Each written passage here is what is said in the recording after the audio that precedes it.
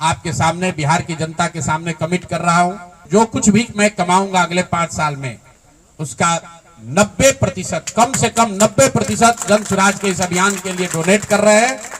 यही नहीं, पिछले 20 वर्ष में मैंने अपने द्वारा अर्जित की गई जो भी मेरी चल अचल संपत्ति है, मैंने अपने परिवार के लिए दिल्ली में एक घर को छोड़कर बाकी सारी संपत्ति को जन स्वराज के इस अभियान के लिए डोनेट कर रहा हूं।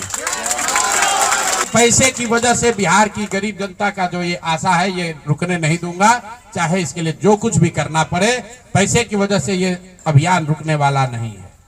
मैं फिर से दोहरा देता हूं, अगले 5 साल तक जो कुछ भी मेरी आमदनी होगी, उसका कम से कम 90% मैं जन स्वराज के इस अभियान को चलाने के लिए दान करूंगा।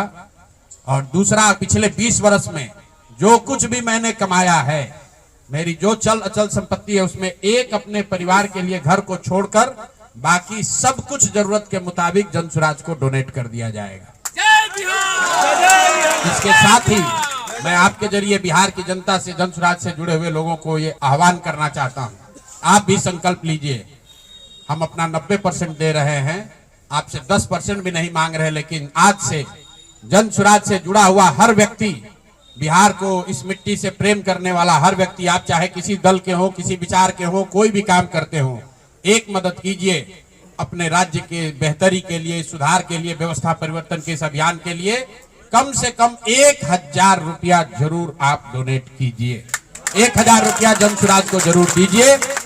अगर आप बहुत गरीब हैं, आपके पास 1000 रुपया नहीं है, तो समाज से चंदा करके दीजिए। लेकिन अगर आप जन स्वराज में जुड़े हैं, जन स्वराज के इस प्रयास की सराहना करते हैं, तो सिर्फ YouTube पर कमेंट करने से नहीं होगा, सिर्फ धक्का करके मेरे से मिलने से नहीं होगा कि भैया हम आपके साथ हैं। अब 1000 रुपया का कंट्रीब्यूशन आपको करना है।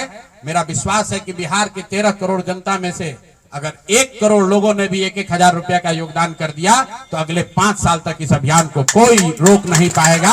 इसलिए ये जरूरी है